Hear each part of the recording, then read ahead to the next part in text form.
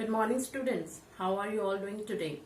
Well, in the previous video, we have learned about the balanced diet. Balanced diet is important for our body. Means what is the balanced diet? Balanced diet is the diet which we are taking in the right proportion. जितनी आपकी body का requirement है energy की, उतना अगर आप food ले रहे हैं and the proportion is right, you are taking everything. You have included everything in your diet. You are taking carbohydrates, protein, fats, vitamins, minerals, roughage. That makes your balanced diet. तो पिछले video में आपने balance diet के बारे में समझा था, है ना। अगर आप बैलेंस डाइट तो ले रहे हैं, लेकिन अगर उसे जितनी बॉडी को रिक्वायरमेंट है उतनी आप नहीं ले रहे हैं, तो भी आप क्या हो जाएंगे, you can fall weak and sick, आप बीमार हो सकते हैं। तो यहाँ आपने समझा कि बैलेंस डाइट तो आप ले रहे हैं, लेकिन आपको क्या ध्यान रखना है, आपको उसका जो बॉडी जितनी आपकी बॉडी में रिक्वायरमेंट है ना, उतना आपको अमाउंट भी लेना होता है। अगर आप नहीं लेंगे तो क्या होगा, तो वो हम समझेंगे आज के हमारे टॉपिक में। आज का हमारा टॉपिक है under nutrition. Under nutrition name खुद आपको बता रहा है कि वो क्या है, अंडर न्यूट्रिशन। आप न्यूट्रिशन तो ले रहे हैं, लेकिन आप क्या कर रहे हैं, you are not taking the proper nutrition. आप न्यूट्रिशन अगर ये है तो you are under that nutrition, आप उतने न्यूट्रिशन तक नहीं जा रहे हैं। तो अंडर न्यूट्रिशन से हम क्या समझते हैं, it is the unhealthy state of the body due to the intake of lesser quantity of food. ये क्या है, ये एक अनहेल्दी स्टेट है, means you are not healthy. आप हेल्दी क्यों नहीं है, आपकी बॉडी हेल्दी क्यों नहीं है, बिकॉज रीजन क्या है उसका, you are taking intake of lesser quantity of food. आप फूड तो ले रहे हैं नो डाउट, लेकिन आप क्या कर रहे हैं, you are taking intake of lesser quantity. आपकी बॉडी को अगर मान लीजिए 100 किलो कैलोरीज की जरूरत है, तो you are taking only like 50 kilo calories, तो you are under or you are below the requirement needed by your body. Now what could be the reason? इसके कारण क्या हो सकता है? Well, the first reason is due to poverty. Poor people, they cannot afford to buy the required quantity of food. जो गरीब लोग हैं वो अफोर्ड नहीं कर सकते, जितना फूड उनको चाहिए उतना वो बाय कर सके, इसलिए most of them are under nutrition. The second is due to non-availability of food. Sometimes there are certain things which are beyond the control of people, like drought है, floods है, कुछ ऐसे natural calamities होती हैं जिसकी वजह से भी क्या होता है कि फूड की अवेलेबिलिटी नहीं हो पाती है, जैसे कि ड्रॉट, अकाल पड़ जाना, सूखा पड़ जाना, फ्लड, बाढ़ आ जाना। तो उस केसेस में क्या होता है, जो फूड अवेलेबल होता है वो खराब हो जाता है, डिस्ट्रॉय हो जाता है। तो इस वजह से भी क्या होता है कि जो फूड है उसकी नॉन अवेलेबिलिटी हो जाती है। तो अगर नॉन अवेलेबिलिटी है तो क्या होगा, अल्टीमेटली अंडर न्यूट्रिशन होगा। जितना सफिशिएंट बॉडी को फूड चाहिए उतना हम बॉडी को प्रोवाइड नहीं कर पाएंगे, तो हमारी बॉडी में क्या होगा, intake of lesser quantity of food होगा and we will be the undernutrition. Now let's move toward the next topic. Well, children, sometimes what happen, whatever diet we are taking, it may be lacking in one or more nutrient.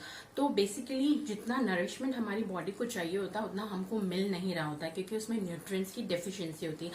भले आप पूरा जितना आपकी body को requirement है उतना आप food intake कर रहे होंगे, लेकिन अगर उसमें न्यूट्रिएंट्स जो है वो लैक कर रहे हैं, उनमें किसी ना किसी न्यूट्रिएंट्स की मान लीजिए कमी है, तो क्या होगा, उससे क्या होगा, वो ये हमारा नेक्स्ट टॉपिक है, that will be your mall nutrition. अभी भी आप क्या होंगे, आपकी जो हेल्थ है वो अभी भी प्रॉपर नहीं होगी, still you are in unhealthy state, ठीक है। Now what is malnutrition? Condition in which people become weak and sick due to lack of one or more nutrients in one's diet. Again what is happening, जो लोग हैं वो क्या हो रहे हैं, they are weak and sick, कमजोर हैं, बीमार हैं। Why? What is the reason? Due to the lack of one or more nutrients in one's diet. वो जो भी डाइट ले रहे हैं उसमें किसी न किसी न्यूट्रिएंट की डेफिशिएंसी है, it is lacking in one और द अदर न्यूट्रिएंट। उसकी वजह से जो अनहेल्दी स्टेट है वो कहलाती है malnutrition. Now what could be the reason? क्या रीजन हो सकते हैं? The first reason is carelessness, means लापरवाही में भी यू नो एवरीथिंग कि आपको ये लेना चाहिए, ये नहीं लेना चाहिए, but then too you are careless, आप अपनी हेल्थ का ध्यान खुद से ही नहीं रख रहे हैं, तो that could be the reason. Second is lack of education. हो सकता है अनजाने में आपसे गलती हो रही होगी, maybe you are not aware about it, आपको उसके बारे में प्रॉपर नॉलेज नहीं है, हो सकता है that could be the reason. तो the second one is the lack of education. The case undernutrition और माल न्यूट्रिशन दोनों में ही क्या हो रहा है, हेल्थ जो है वो सफर हो रही है. ठीक है, अंडर न्यूट्रिशन में तो क्या हो रहा है कि we are taking the balance diet. हम डाइट तो बैलेंस ले रहे हैं, लेकिन क्या कर रहे हैं, जितनी क्वांटिटी हमारी बॉडी को चाहिए उतनी क्वांटिटी में हम उसे नहीं ले रहे हैं. और माल न्यूट्रिशन में क्या हो रहा है कि हमें जितना फूड चाहिए उतना क्वांटिटी तो हम ले रहे हैं, लेकिन हम क्या कर रहे हैं, उसको बैलेंस फॉर्म में नहीं ले रहे हैं. हम उसको उसमें किसी ना किसी न्यूट्रिएंट्स की अनजाने से क्या हो रही है, हमारे से गलती हो रही है, and we are not taking it in proper way.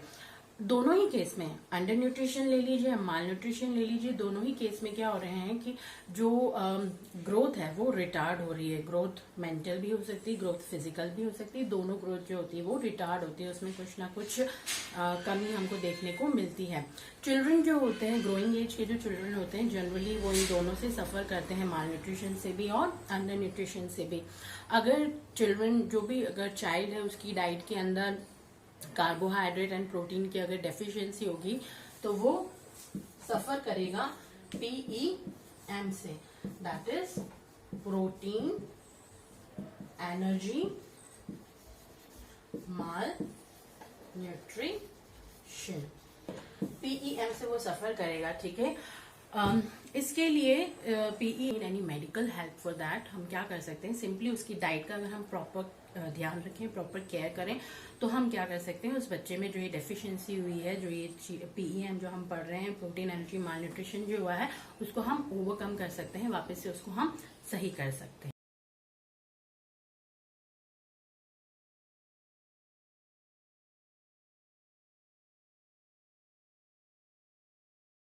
Well, children, our next topic is obesity. What is obesity? The overweight and bulkiness, weight ज़्यादा होना, bulkiness होना of a person's body due to excessive accumulation of fat. ज्यादा अगर fat हम हमारी body में store करते जाएंगे तो व्हाट विल हैपन, हमारी बॉडी जो है उसका एक तो ओवरवेट हो जाएगा, वो सेकंड बल्कीनेस हो जाएगी उसमें. और जब ये कंडीशन हो जाएगी तो क्या बोलेंगे हम कि ओबेसिटी हो चुकी है, उसे मोटापा हो चुका है. ठीक है, now what are the causes, किन वजह से हम कहेंगे कि पर्सन जो है वो ओबीज है या उसको ओबेसिटी है. द रीजन जो हो सकते हैं जिससे उसे प्रॉब्लम हुई ओबेसिटी की, उसके क्या रीजंस हैं.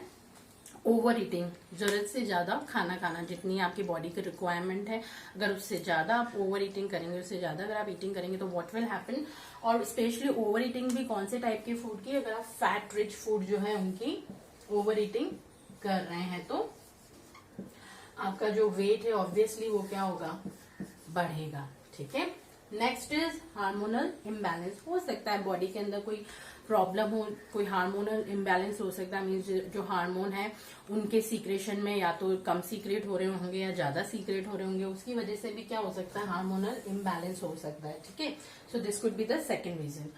थर्ड, मेटाबॉलिक डिसऑर्डर हो सकता है, बॉडी के अंदर जो मेटाबॉलिज्म हो रहा है उसमें कोई डिसऑर्डर हो, वो जिस वे में होना चाहिए, प्रॉपर वे में होना चाहिए, वैसे ना होके अदर वे में हो रहा हो, तो उसकी वजह से भी क्या हो सकता है, एक्यूमुलेशन ऑफ एक्सेसिव फैट हो सकता है बॉडी के अंदर. Now next is lack of physical work. अगर आप ओवर ईटिंग कर रहे हैं तो आपको क्या होना चाहिए, फिजिकली भी एक्टिव होना चाहिए. अगर आप बिल्कुल भी फिजिकली एक्टिव नहीं है, खाते हैं, आप सो जाते हैं, you are not at all physical active, तो भी क्या होगा, आप ओवरवेट हो जाएंगे और आपकी बॉडी में बल्कीनेस शो होगा. So these are the causes.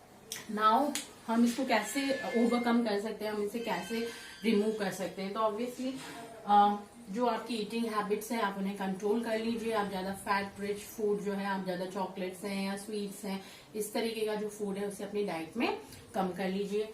जहां तक हार्मोनल इम्बैलेंस और मेटाबॉलिक डिसऑर्डर की बात है तो इसे ओवरकम किया जा सकता है, इसे करेक्ट किया जा सकता है with the help of medicine. आप मेडिकल हेल्प ले सकते हैं, उससे ये चीज आपकी कंट्रोल हो सकती है. Now the next is lack of physical work. तो अगर आपको अपनी ओबेसिटी को रिमूव करना है तो आप फिजिकली एक्टिव हो जाइए, रेगुलरली एक्सरसाइज करिए, योगा करिए, तो उससे क्या होगा कि आपकी जो हेल्थ है वो प्रॉपर रहेगी, आपको ओबेसिटी नहीं होगी. ज्यादातर जो ओबीस पर्सन होते हैं, जिन लोगों को ओबेसिटी होती है, उनमें हेल्थ चैलेंजेस भी बहुत सारे देखने को मिलते हैं. उनको हाई बीपी रहता है, ठीक है, तो तो ये ओबेसिटी एक हैजार्ड है, हेल्थ हैजार्ड है, तो हमें इसको थोड़ा सा ध्यान से इसका हमें ध्यान रखना चाहिए। उन लोगों को हाई बीपी होता है, उनमें कोलेस्ट्रॉल का जो लेवल होता है वो हाई होता है। जब कोलेस्ट्रॉल हमारे ब्लड में हाई होने लगता है तो वो क्या करता है, हमारी जितनी भी आर्टरीज वगैरह है उनको क्या करता है, ब्लॉक कर देता है। जब वो ब्लॉक करता है तो ब्लड उनमें से इजीली पास नहीं हो पाता है। तो obesity is a health hazard और हमें ध्यान रखना चाहिए, हमें हमारी हेल्थ का प्रॉपर ध्यान रखना चाहिए, ओबीज नहीं होना चाहिए।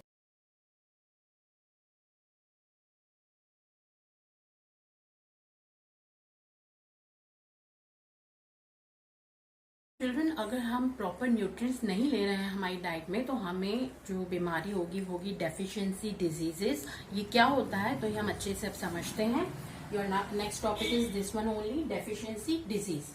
A disease caused due to lack of one or more nutrients in the diet is called deficiency disease or nutritional disorder। जो भी डाइट आप ले रहे हैं अगर उस डाइट के अंदर डेफिशिएंसी है, कमी है एक या एक से ज्यादा न्यूट्रिएंट्स की, तो आपको क्या हो रहा है, you are suffering from deficiency disease और न्यूट्रिशनल डिसऑर्डर। हम इसे न्यूट्रिशनल डिसऑर्डर के नाम से भी जानते हैं, ठीक है। So this is the definition of deficiency disease. Now ये जो डिजीज होती है deficiency disease, they are non communicable. Non communicable से क्या समझ में आता है हमको कि ये ट्रांसमिट नहीं होती है, स्प्रेड नहीं होती है एक पर्सन से अनदर पर्सन में। अगर कोई एक पर्सन है जो कि सफर कर रहा है फ्रॉम दिस डेफिशिएंसी डिजीज तो ये उससे ट्रांसमिट नहीं होगी। जैसे अभी करंट में हम देख रहे हैं कोरोना वायरस, वो ट्रांसमिटेबल डिजीज है, वो कम्युनिकेबल डिजीज है, वो स्प्रेड होता है।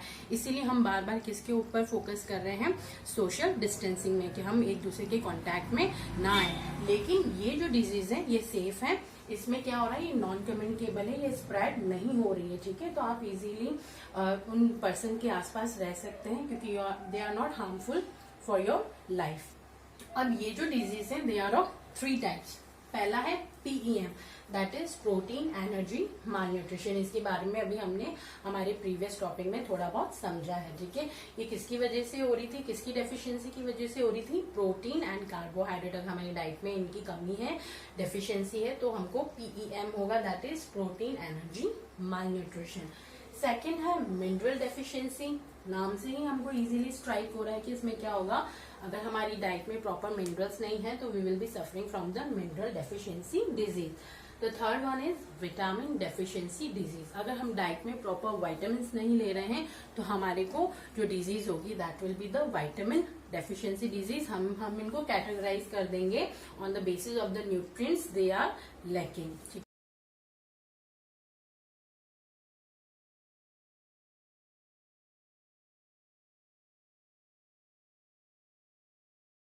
तो आई होप स्टूडेंट्स यहाँ तक आपको ये सारे टॉपिक्स अच्छे से क्लियर हो गए होंगे। नेक्स्ट चैप्टर में हम एक एक जो न्यूट्रिएंट्स है हमारी डाइट का, उससे होने वाली जो भी डेफिशिएंसी है उनको हम डिटेल में स्टडी करें। Now what are your responsibilities, आपकी रिस्पॉन्सिबिलिटीज क्या है, you have to be safe, you have to wash your hands with soap for at least 20 seconds, take proper nutritional diet, ठीक है, maintain social distancing and maintain your proper hygiene. Okay, thank you so much.